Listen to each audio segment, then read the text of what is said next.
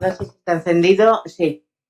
Bien, a continuación, permítanme pedirles que por favor presten mucha atención. Aquellos que tengan formación en mediación, estoy segura que se van a sentir plenamente identificados con la ponente. Aquellos otros, como ha dicho Ana, que estén comenzando a entrar en lo que es el mundo de la mediación, creo que se van a sorprender. Desde el primer momento que Ana Val comience su ponencia, ya verán por qué es mediante. No solamente la forma de comunicar, no solamente el tono de la voz, sino también yo les pediría que por favor observen sus maneras. Es algo que desde el primer momento, no, sus maneras, su forma de actuar. No, es algo de verdad que yo de las primeras veces, de los primeros cursos que fui, me entusiasmó y me sedujo el entusiasmo de Ana, Elena, pero cuando vi a Naval dije, esto tiene que funcionar. Así que mejor habla ella que yo. Muchas gracias. Qué compromiso, desde luego, ahora ya no sé qué deciros, porque después de la presentación me he quedado, bueno, en primer lugar, muchas gracias Mariluz, muchas gracias al decano, gracias a Ana, gracias a Elena, gracias a todos vosotros por estar aquí y dedicarnos esta tarde. Realmente estoy impactada por tu presentación, pero bueno, a ver, yo a raíz de lo que decía nuestro decano, bueno, han hablado aquí de hacer patria, yo no soy de Cáceres, pero también quiero hacer patria, creo que Cáceres es una de las... Bueno, evidentemente voy a hablaros de mediación. Yo me formé como abogada también, ¿no? Como la mayoría de los que estáis aquí, pero cuando descubrí... Pensé que esto realmente era lo mío, a lo que yo me quería dedicar. Y yo creo que lo importante es que colaboremos abogados y mediadores, en la línea de lo que estaban diciendo Ana y Elena. Porque claro, como abogada yo trabajaba los aspectos jurídicos, pero siempre pensaba que había situaciones de conflicto, temas emocionales, temas sentimentales, que evidentemente desde un trabajo meramente jurídico yo no los abordaba apenas. Y si los abordaba, me estaba con esos clientes mucho tiempo y ya perdía mi función, no sabía bien lo que estaba haciendo. Hasta que a finales de los 80 descubro la mediación y digo, yo es lo que quiero hacer. Pero cuando trabajo como mediadora, no trabajo como abogada. Y creo que ahí está el secreto para que podamos colaborar abogados y mediadores. Cada uno hace una función. Realmente, por ejemplo, en un problema, un divorcio, por ejemplo, ¿qué creéis, compañeros? ¿Es realmente de fondo un tema jurídico o un tema personal? ¿Qué hay de fondo allí? Hay un tema, yo creo, personal. Yo lo he vivido. Padres divorciados. Fue una guerra, fue tremendo. Supongo que todos los conflictos que uno va viviendo en su vida te llevan a veces también a la mediación, ¿no? Entonces, claro, si damos solamente respuestas jurídicas a asuntos, a temas, a conflictos, con una vertiente, con un peso emocional fundamental, pues el cliente no termina de estar satisfecho. Por eso yo os diría, ¿quiénes son en este momento quienes me derivan la mediación? Bueno, algunos jueces, pero sobre todo compañeros abogados. Compañeros abogados que quieren que yo trabaje esos aspectos más relacionales, más emocionales. Y los abogados, los compañeros, trabajan el aspecto jurídico y saben que yo no piso ese terreno, me dedico a lo mío. ¿Y qué conseguimos al final? Clientes satisfechos, a los que se les ha dado una respuesta, tanto personal, relacional, como una respuesta jurídica. Por tanto, abogados y mediadores yendo de la mano es cuando podemos conseguir los mejores resultados y los clientes más satisfechos. Y he de deciros que cuando trabajo con un abogado, ese abogado me vuelve a enviar casos. Si yo le quitase el cliente o si no quedasen satisfechos, yo no trabajaría. Y me hizo gracia porque hace unos años trajimos aquí a España a dos mediadores muy conocidos internacionalmente, que tan pronto están resolviendo conflictos en Asia, como en Norteamérica, como pues en Europa, y ellos, pero me dijeron, claro, ¿quiénes son nuestros clientes? Dwight Goldman, yo no me acuerdo qué nombre tenía, eran dos norteamericanos. Nuestros clientes son los abogados, la gente no nos conoce, pero quien nos deriva los casos son los abogados. Y como decía muy bien Elena y Ana, es que el abogado nos acompaña durante todo el tiempo, porque si yo no trabajo el aspecto jurídico, es el abogado quien lo trabaja. Y si alguna vez he metido la pata, justamente reconocerlo, es porque he abordado un tema que no me correspondía. Y os voy a poner un ejemplo, ya que estoy entre compañeros y en familia. Hace 2 o 3 años tuve una mediación. Ya sabéis que las personas están muy sensibles. Era un tema de divorcio. Un hombre y una mujer tenían hijos pequeños. El hombre se había implicado muchísimo en el cuidado de sus hijos. Y entonces ese hombre quería, pues, lo que llamamos la guardia de custodia compartida. Y esa mediación, yo medio en todas partes donde me llaman, todo España, esa mediación era en Cataluña. En Cataluña, la guardia y custodia es preferente. Y en un momento determinado, el hombre, ya digo, muy implicado, de hecho, quien por la noche se levantaba era él, no la madre, era el padre, ¿no? Y en un momento determinado la madre decía, sí, sí, está muy implicado, pero yo quiero cuidar yo a mis hijos, quiero tenerlos para mí, ¿no? En un momento determinado, este padre, en medio de la mediación, se dirige a mí y me dice, porque Ana, en Cataluña la guardia y custodia compartida es preferente. Y yo dije, sí, pues este sí me costó la mediación. ¿Qué tenía que haber dicho? Se me escapó, como a veces escapan cosas, no sé si os pasa a vosotros, ¿no?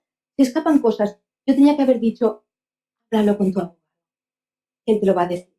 Fijaros, el sí hizo que la señora a partir de ese momento perdiese la confianza en mí y la mediación se acabó aquí. Por tanto, es muy importante que definamos bien nuestro papel como mediadores y nuestro papel como abogados. Yo hay un abogado, Pablo, siempre lo menciono porque me deriva bastantes casos. Me dice, yo cuando te derivo un caso me quedo tranquilo, porque sé que los viernes por la tarde, cuando estoy cerrando este despacho, no me va a llamar el cliente, porque si no el viernes a las 7, cuando yo estoy cerrando, Tom, que no me ha traído los niños, que no me los deja, que le ha traído la ropa sucia.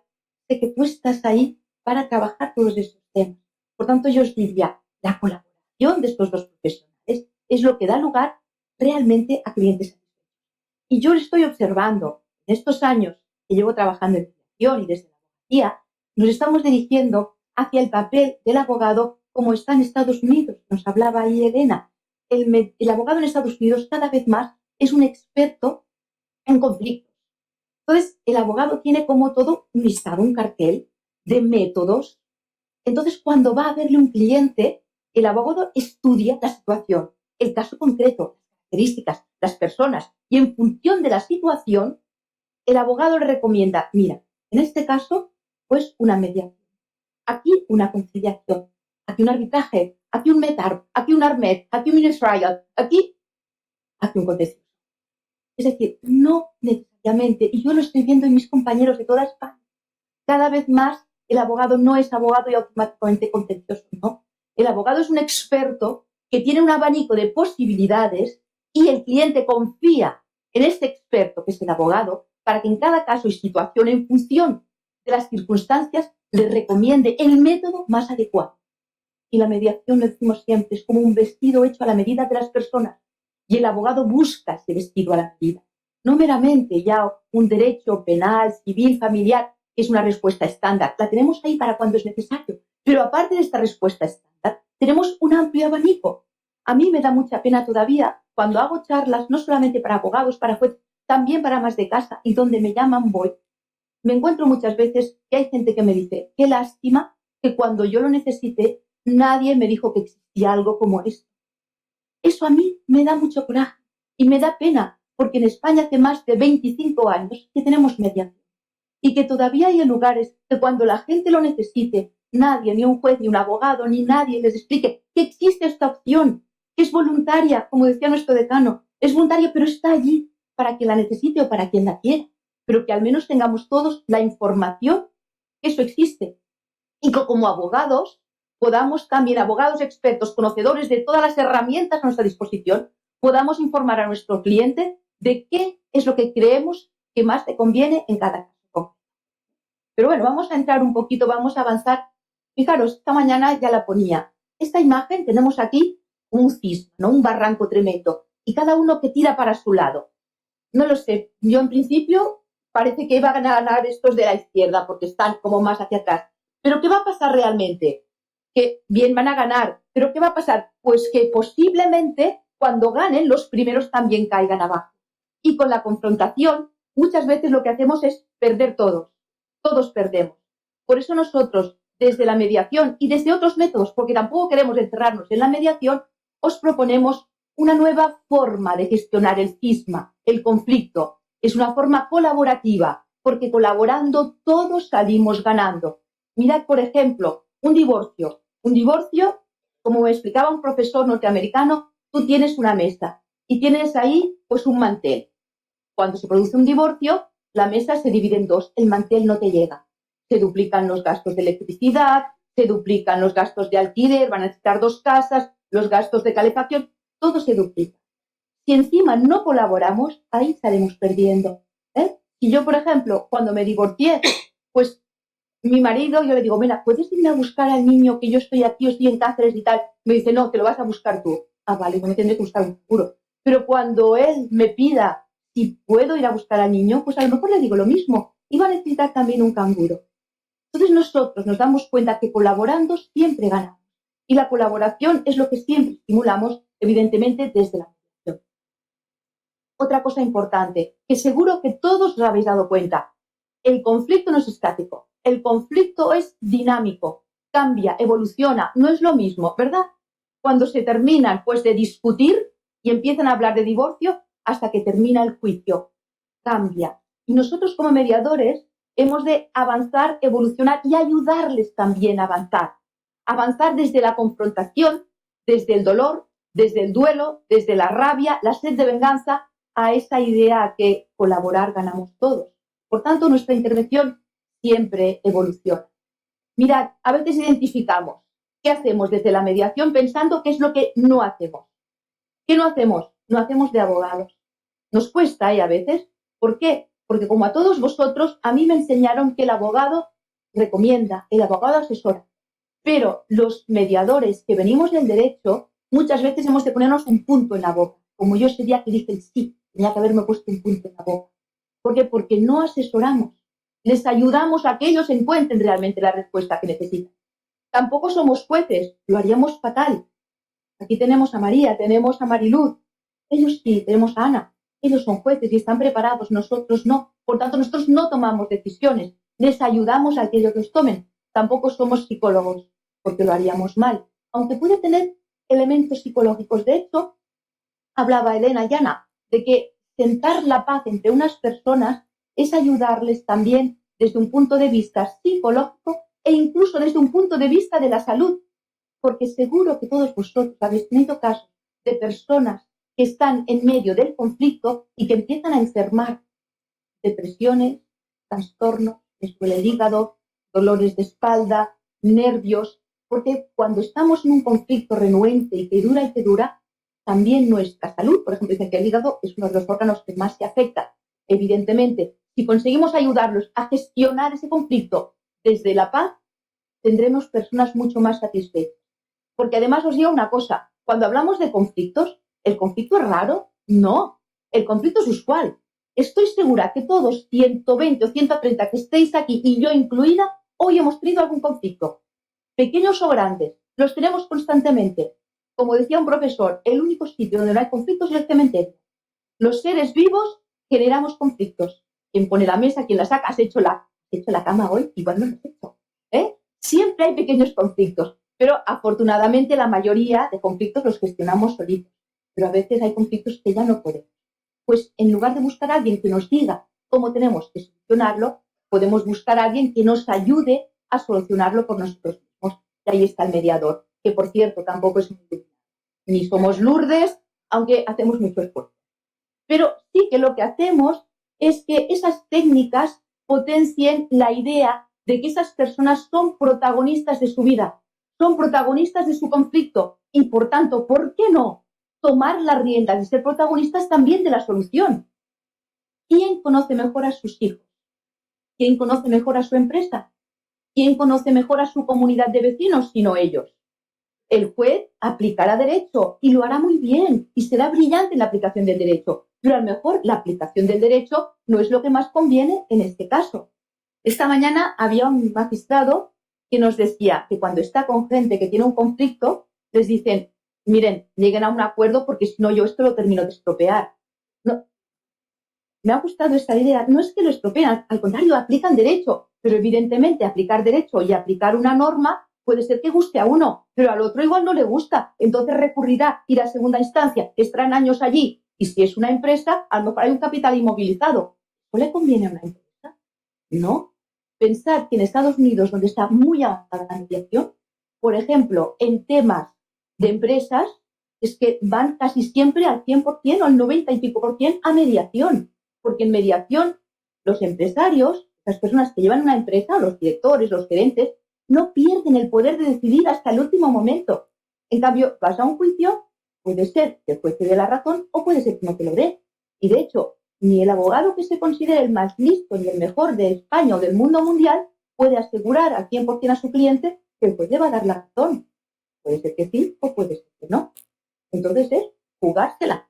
Me acuerdo ahora, he estado también años en Valencia, había un abogado de alto standing de Valencia, muy reconocido, pues que pensaba, y lo decía, de la mediación, power, pero entre sus clientes más adinerados tenía una gran empresa multinacional. Y esta gran empresa tenía un cliente en Estados Unidos. Y entonces, pues, hubo un problema de esta empresa valenciana con el cliente de Estados Unidos. Y este abogado de la empresa española se fue a Estados Unidos. Y allí, pues, se sometieron a una mediación. Este abogado valenciano llegó alucinado. Pues suele deciros que a partir de ese momento el señor hizo el máster de mediación y ahora pues se dedica a la abogacía, pero conoce muy bien y la aplica y la recomienda, porque es como probar y ver que al final es una cosa basada en la lógica. No es más que eso, es poder facilitar que estas personas hablen y recuperen el protagonismo y piensen, no estamos aquí solo para discutir, podemos buscar soluciones.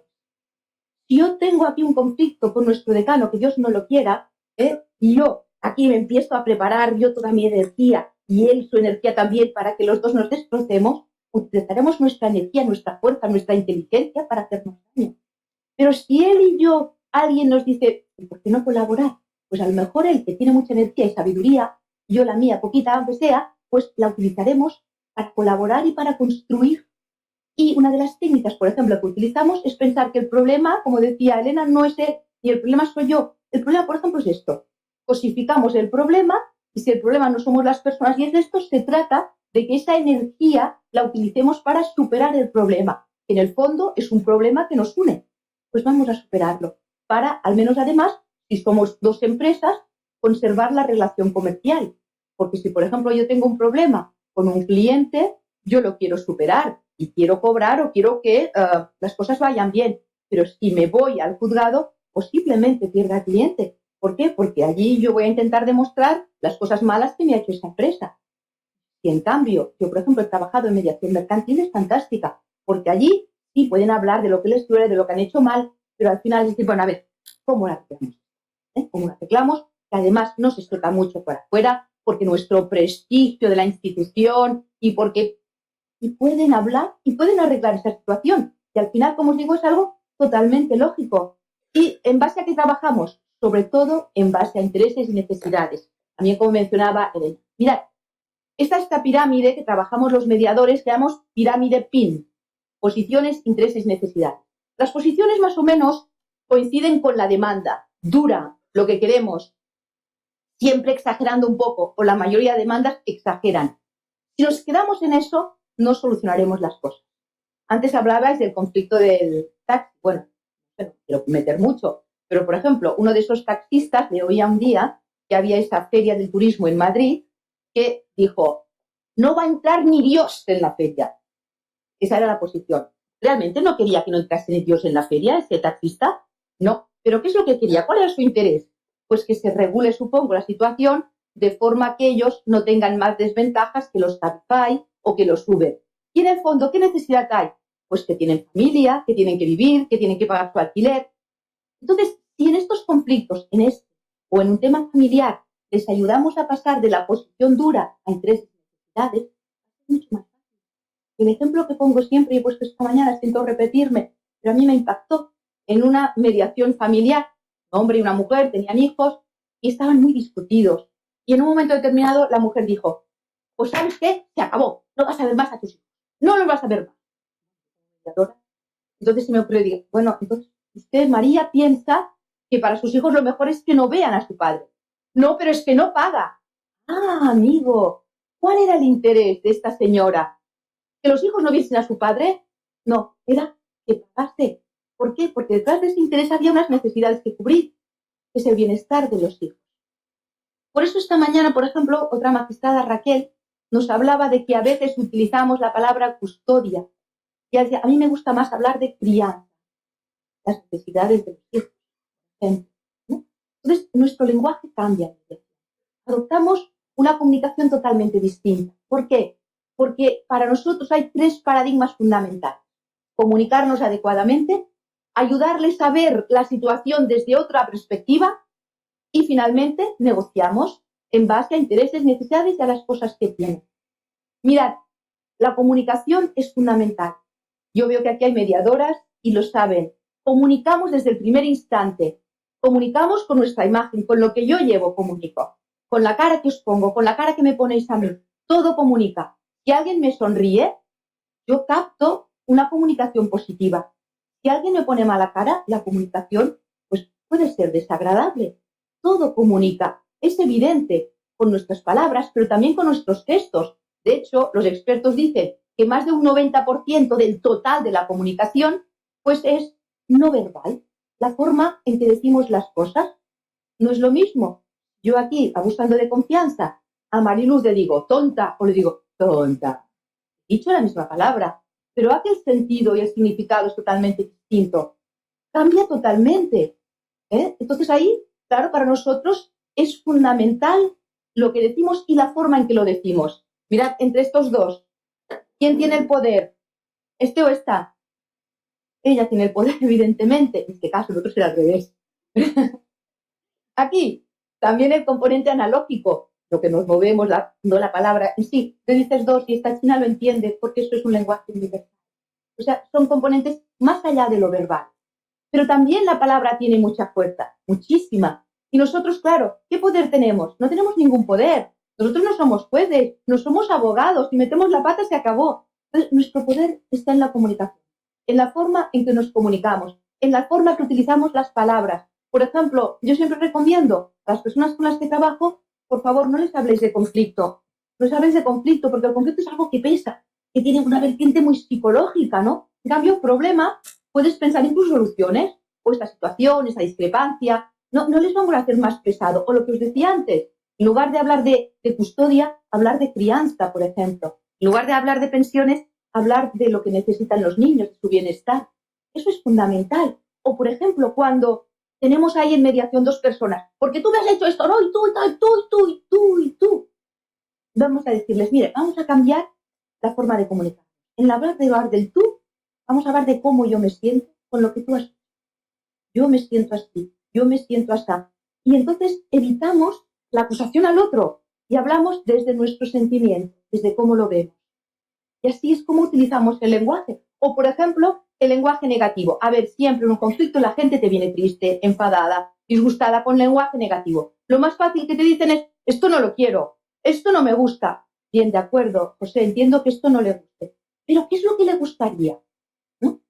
Esto no lo quiere, ¿de acuerdo? ¿Qué es lo que usted quisiera? ¿Qué es lo que usted necesita de María? María, ¿qué es lo que usted necesita de José? Hablemos lo que os decía, desde un lenguaje inclusivo, no desde un lenguaje acusatorio. Y además, evidentemente, si estamos hablando, necesitamos que alguien nos escuche y el mediador ha de escuchar, pero muy atentamente. Por eso las sesiones de mediación no pueden durar más de 1 hora, hora y media, 2 como mucho, porque si se produce un malentendido dentro de la mediación, puede empeorar la situación. Tienes que estar con las antenitas puestas constantemente y estar escuchando. Antes les decía, si por ejemplo yo te escucho aquí a Mariluz y empiezo a mover los dedos o muevo el lápiz, esto no es escucha activa ni nada, porque evidentemente Mariluz va a captar que no estoy centrada totalmente en ella, que estoy pensando en otras cosas. Y de hecho, no sé si os pasa a vosotros, pero tenemos lo que llamamos ruidos internos. A veces puede ser que estéis con algún cliente, pero estás pensando, ¿qué tengo que hacer? Y mi hijo, y la lavadora, y la ropa, y tal. Esos son los ruidos externos. Eso no es escucha activa. Y ellos, de alguna forma, se dan cuenta de que estás parcialmente, no estás totalmente. La escucha activa es fundamental, fundamental. No podemos perder esa escucha activa. Y no estamos tampoco para juzgarles, que a veces, pues, ¿qué es lo fácil? Es opinar. Y como mediadores no podemos ni opinar, porque estamos de alguna forma juzgando, opinando bajo nuestra propia perspectiva, bajo nuestro propio punto de vista. Y entonces ahí no estaríamos haciendo de mediación, sino estaríamos haciendo otra cosa que no tiene nada que ver con eso. Mirad, Ahora se está hablando bastante de marco mental.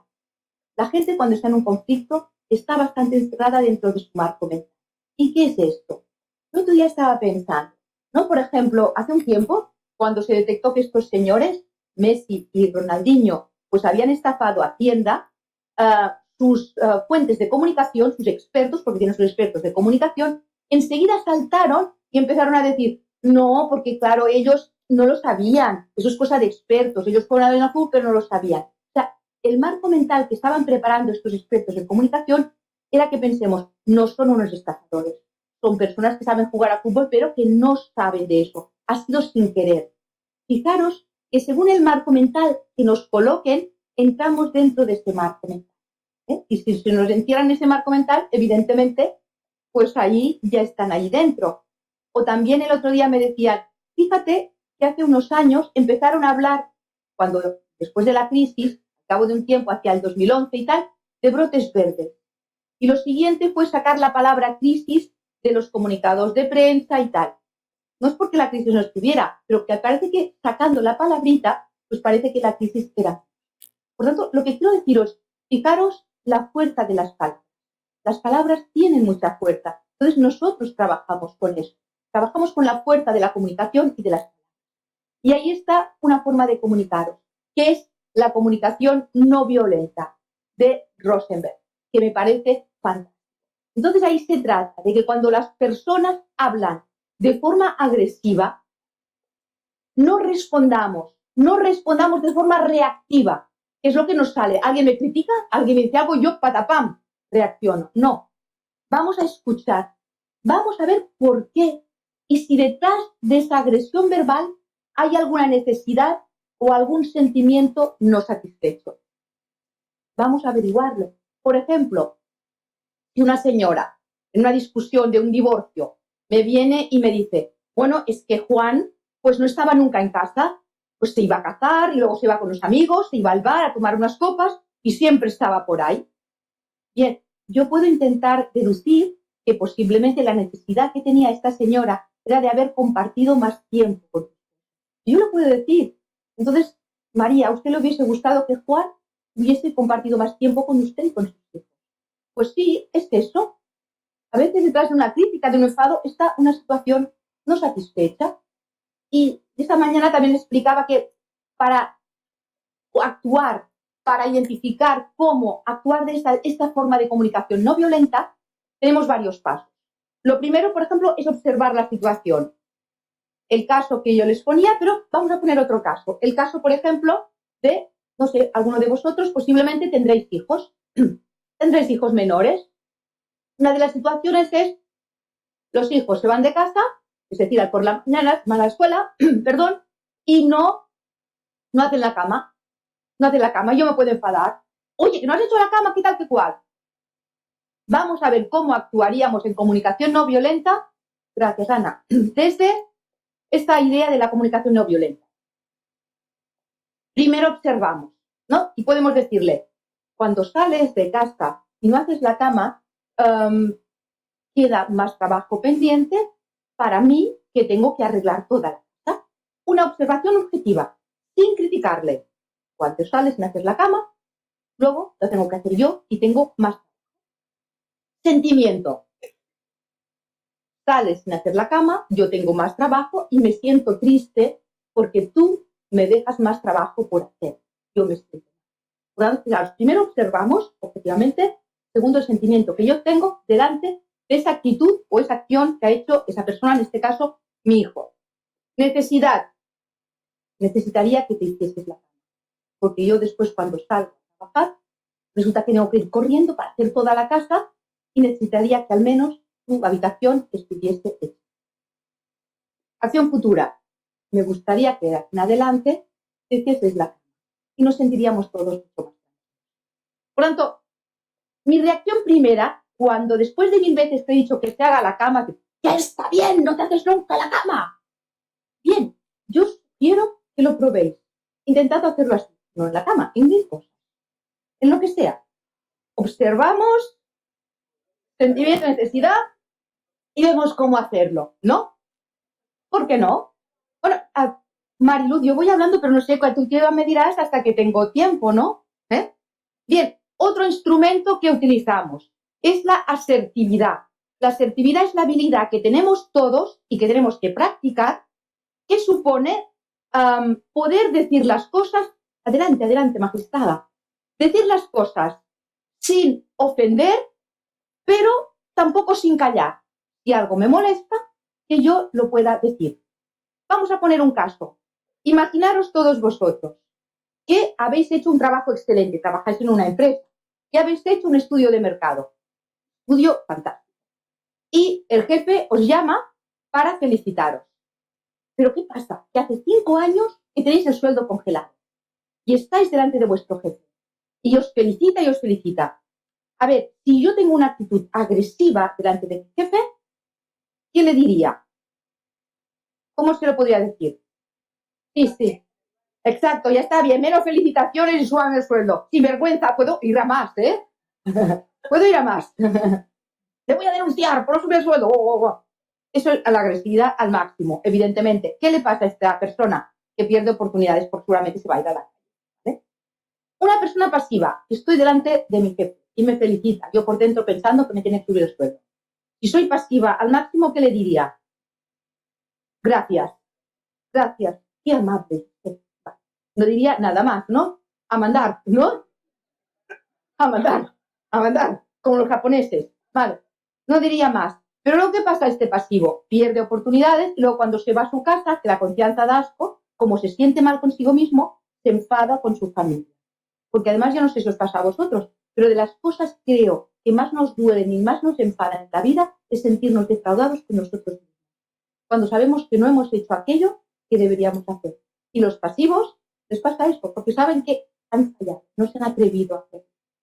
Pero entre ese agresivo y el pasivo hay una tercera forma, que es la forma que deberíamos adoptar los mediadores y todos nosotros, que es la forma asertiva, ¿no?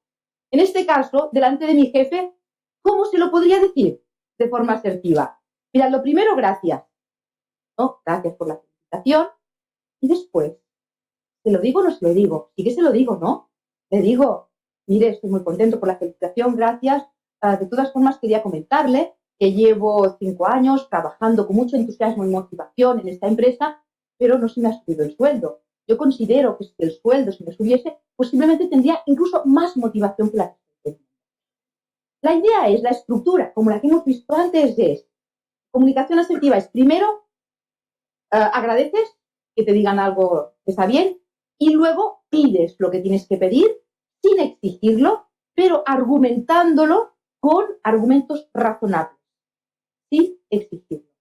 Esa es la comunicación asertiva que intentamos aplicar en mediación y que os la recomiendo, evidentemente, de por vida, para todo. ¿Qué trabajamos en mediación? Pues lo mismo que trabajáis desde el derecho, lo mismo que trabajamos desde la abogacía, con diversas percepciones, con sentimientos, con emociones, con rabia, con frustraciones, con todo este mundo, este mar de disgusto. Y además, otra cosa, que a veces los abogados, yo no soy psicóloga, os he dicho que vengo de la abogacía, desconocemos una cosa que se llama la teoría de los sistemas y que es muy importante. Somos a veces ignorantes de que todos vivimos dentro de sistemas. La familia es un sistema, el colegio de abogados de Cáceres es un sistema, un hospital es un sistema. Y eso quiere decir que todos los elementos de un sistema se retroalimentan recíprocamente y se influyen mutuamente.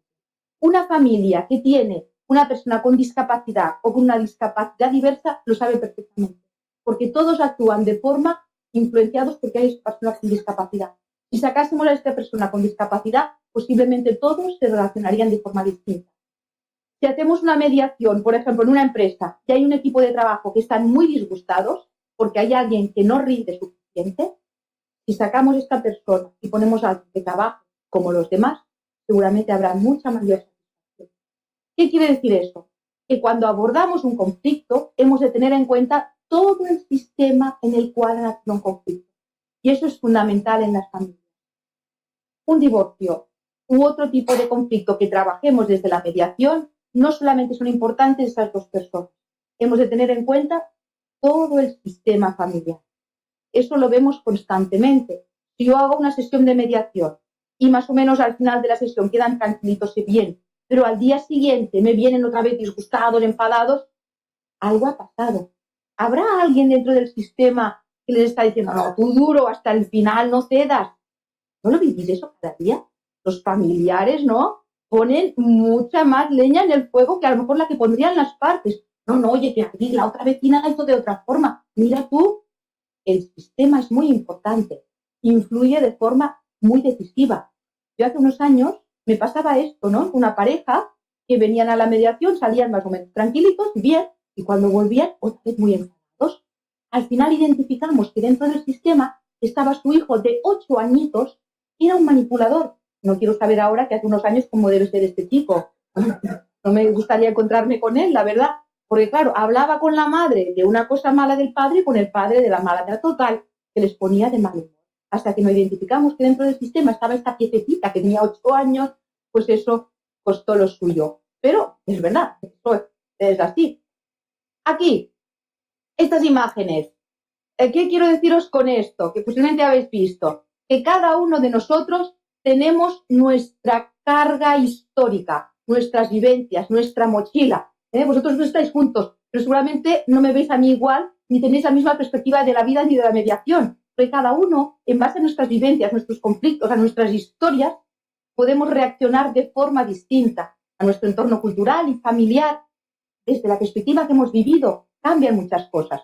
Este señor les pregunta, los de atrás no lo veis, ¿no? Les dice, ¿cuál es su opinión sobre la escasez de alimentos en el resto del mundo? Este pobre africano dice, ¿alimentos? ¿Y eso qué es? Y claro, se le ven todas las costillas.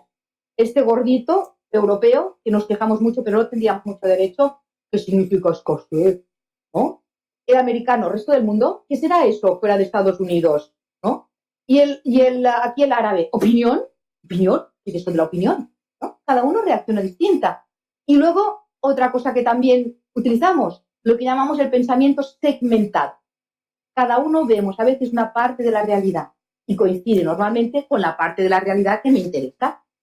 Si a nosotros nos preguntan, oye, explícate un poco tu vida, cómo has sido como profesional, ¿qué escogeremos? Aquellos episodios que de alguna forma demuestran buenos profesionales y buenas. A lo mejor otros episodios los dejaremos por ahí. Y eso lo vemos en muchos conflictos. Cada uno explica su parte de la historia. La parte, evidentemente, que le confirma y reafirma como estupendo y como víctima de la situación. Y esta la habéis visto miles de veces. Seguramente veis a las dos, a la señora mayor con una gran nariz y a la señora más joven, pues que parece de Cancan. Pero seguramente todos vosotros, como yo misma, veo siempre una que la veo primero. Me es más fácil ver una que la otra. Yo, por ejemplo, veo a la señora mayor, pero es posible que, no sé, tu Mariluz, tú la joven, ves, y estamos muy cerquita, ¿no? Entonces, claro, la realidad es una, pero las perspectivas son muy diversas. Aquí en esta imagen podéis ver un señor de perfil o podéis ver también un señor aquí con una especie de sombrero mexicano y aquí una señora pues que parece una virgen. Pues de atrás no sé si la veis. ¿Por qué os pongo todo eso? Porque para mí es fundamental. ¿Sí? ¿Veis a las dos señoras? Más o menos, la joven y la vieja, ¿sí? Bueno, si os fijáis bien, la veis. No buscáis por internet y seguro que con un poco de concentración las veis a las dos. Pero, ¿qué os quería decir?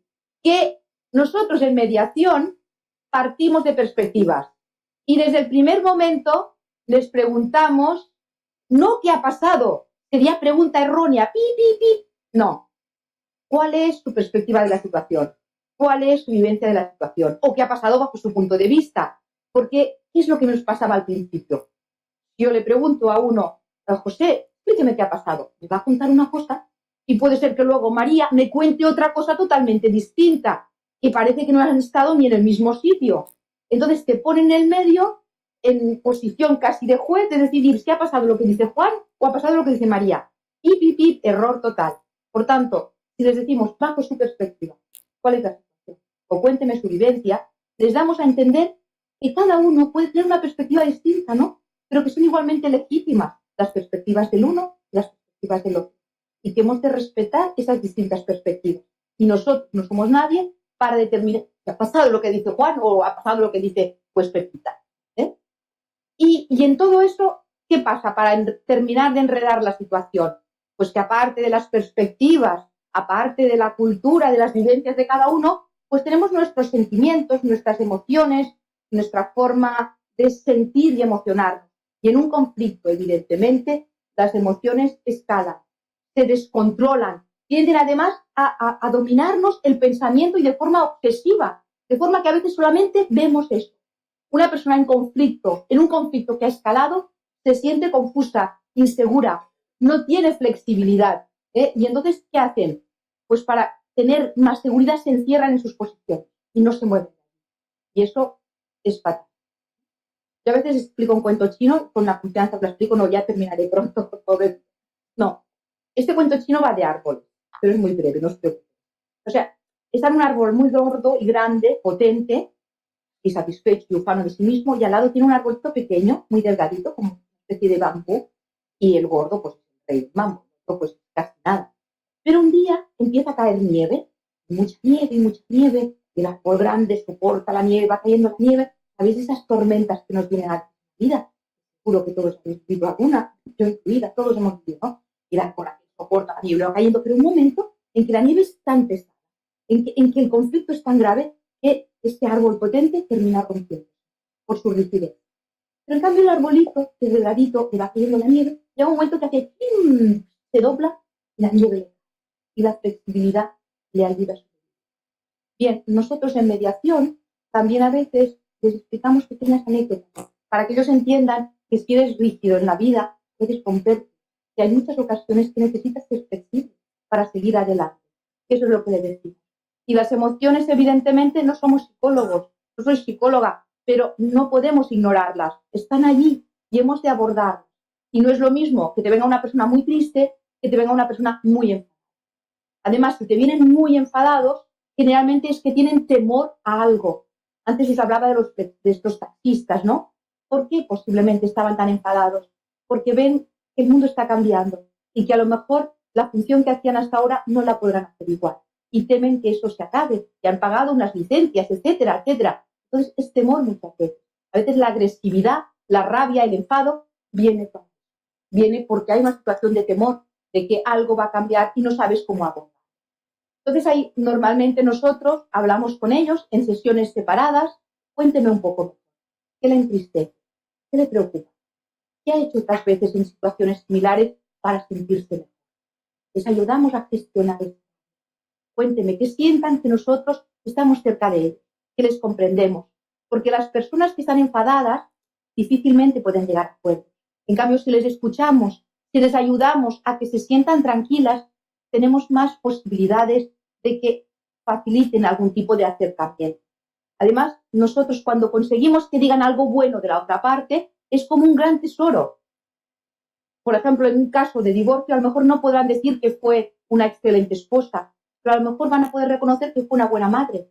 Entonces, si dice algo bueno, nosotros eso lo cogemos y entonces, Juan, usted cree que María fue una buena madre, ¿no? Sí, fue una buena madre. Entonces, María, que lo oye, normalmente no va a querer hacer menos y hacer mal de algo bueno. Y si en lugar de hacer esa escalada en negativo que nos hunde, burro, idiota, él no está en pues que una buena madre, fue mal. Sí, pues él es un hombre trabajador. Si conseguimos desescalar lo malo y que se reconozcan cosas buenas, tenemos muchas más posibilidades de ayudarles a llegar. O a llegar a aquello que a mí me gusta mucho, que es, a ver, puedo entender, mira, no estoy de acuerdo, pero ahora puedo entender. Y eso ya es un gran acercamiento y no les haces perder la fe. Entonces, vale, yo no estoy de acuerdo, pero ahora puedo. Y este acercamiento nos facilita muchas veces que puedan llegar finalmente a compromisos y acuerdos. Bueno, yo voy terminando para no alargarme más, pero al menos una técnica fundamental con la que quisiera que os quedarais, porque no solamente para los mediadores, sino para la vida, para la vida. A veces hacemos sermones, como yo estoy aquí cantando y ya prometo que termino. Pero en lugar de hacer aseveraciones y sermones, os sugiero que hagamos preguntas. La pregunta no te pone en riesgo, porque no estás asegurando nada. La pregunta da la palabra al otro, le reconoces el protagonismo, porque le preguntas no para investigar, sino para interesarte, para que te explique. Y además, la pregunta le hace reflexionar. Si yo le pregunto algo a mi hijo, me tiene que contestar. Si yo le digo, haz esto o aquello, pues Pero yo le pregunto, oye, ¿por qué no me acompañas? No, ¿por qué? ¿Qué te pasa? Tendrá, no podrá decir, sí, no, tendrá que hacer una explicación. Y yo le tendré que escuchar. Por tanto, las preguntas, sobre todo preguntas abiertas, que dan lugar a que ellos hablen. Luego están las preguntas también muy buenas para los casos de conflicto que hablábamos antes, preguntas de futuro, para que ellos empiecen a pensar en el futuro. Caso de divorcio, por ejemplo, a ver, ¿cómo les gustaría que estuviesen sus hijos dentro de 10 años? A ver, ¿cómo les gustaría? Díganme, por favor. Hombre, trabajo, que hubiese terminado su carrera, una pareja, que bien. Bueno, entonces, ese es el objetivo. Ese es el objetivo al que queremos llegar, ¿no? ¿Qué podemos hacer ahora? ¿Seguir discutiendo? ¿Seguir con el conflicto? ¿Enfadados? ¿Estamos ayudando a que nuestro hijo llegue a ese futuro que queremos para él? O vamos a imaginarnos, si no llegamos a acuerdos, ¿qué va a pasar mañana? Y pasado, y al otro, ¿va a seguir esto así? Vamos a imaginar, si no llegamos a acuerdos, ¿qué va a pasar? Fijaros, la pregunta, para mí, una técnica fundamental para la mediación y para la vida. En el fondo, es el método socrático. Damos la palabra al otro, nos interesamos por el otro, le escuchamos, nos dice lo que quiere y además le hacemos pensar, le hacemos reflexionar. Porque como os he dicho al principio, los mediadores no tenemos ningún poder, no somos jueces, no actuamos como abogados. ¿Dónde está el poder? En la palabra y en provocar la reflexión en el otro, que se dé cuenta aquello que decimos siempre, que más te conviene un acuerdo que no seguir pleiteando. Esta mañana también un magistrado decía, a veces les pregunto, ¿hasta ahora cuánto llevan gastado? ¿10.000? ¿7.000? ¿7.000? ¿Cuánto quieren gastar? O sea, son preguntas para hacer reflexionar. O a veces, por ejemplo, en un momento de mediación te dicen, pues se acabó, no quiero seguir más, ya decidirá el juez. Ah, de acuerdo. ¿Y el juez le da la razón? Pues no lo sé, puede ser que sí. ¿En qué tanto por ciento crees que va a dar razón? ¿40? ¿50? ¿60? Si no se la da, ¿qué pasará? Y si se la da, ¿qué pasará luego? ¿La otra parte estará dispuesta a admitirlo? ¿Irá a segunda instancia? ¿Se prolongará este pleito? ¿Hasta cuándo ustedes están dispuestos a aguantar? O sea, no les digo, hagan el favor de llegar a acuerdo porque si no, ustedes van a seguir discutiendo. No, pero les puedo hacer preguntas para que ellos reflexionen y decidan qué quieren hacer realmente. No sé, no quiero ya alargarme mucho más. Evidentemente, lo que sí, por ejemplo, lo que hacemos es reformular en base a intereses y necesidades. Cuando ellos nos contestan a estas preguntas, hacemos resúmenes integradores. Si María ha dicho esto y José ha dicho esto, ¿qué podemos hacer? ¿Cómo podemos arreglarlo? Es decir, integramos lo que dice el uno, lo que dice el otro, para encontrar esa respuesta común. Y luego, muy interesante también, los diálogos apreciativos. A veces parece que en una ruptura o en un conflicto no nos vale nada de antes. Pues no, hay muchas cosas que rescatar. Apreciemos lo que teníamos. Si hasta ahora, por ejemplo, el papá iba a buscar al niño el miércoles a patinaje y la mamá lo iba a recoger el jueves, ¿por qué a partir de este momento no podemos seguir? ¿Por qué no rescatar eso bueno? Si hasta ahora han sido unos padres excelentes y los niños están bien, son niños felices, están contentos, ¿por qué no podemos seguir haciendo felices a nuestros hijos? Que no vean que esto es la guerra de los robots. Vamos a gestionarlo bien. Porque a veces les decimos a nuestros hijos, no, hay que ser gente de paz, hay que ser tranquilos, hay que colaborar. Y luego, ¿qué ejemplo damos? Nos estamos matando nosotros con el padre o la madre de nuestro hijo. ¿Qué va a ser el padre o la madre de nuestro hijo toda la vida? Ahora estamos discutidos. Otro día a lo mejor pues habrá la boda de este hijo. ¿Qué problema va a ser? ¿Dónde van a sentar al padre y a la madre? Luego tendrán nietos. Uy, no, que no vayan con la madre, que se para el padre. Es un conflicto para toda la vida. Por eso la propuesta desde la mediación es superar esos conflictos, que las personas puedan hablar, puedan comunicarse, que no rompan esa relación, sobre todo cuando son relación de padre y madre y necesitan estar toda la vida. Bien, y ya con eso, pues quiero terminar, porque también me gustaría que si hay dudas o preguntas, las puedan formular. Muchas gracias por vuestra paciencia. Bien, antes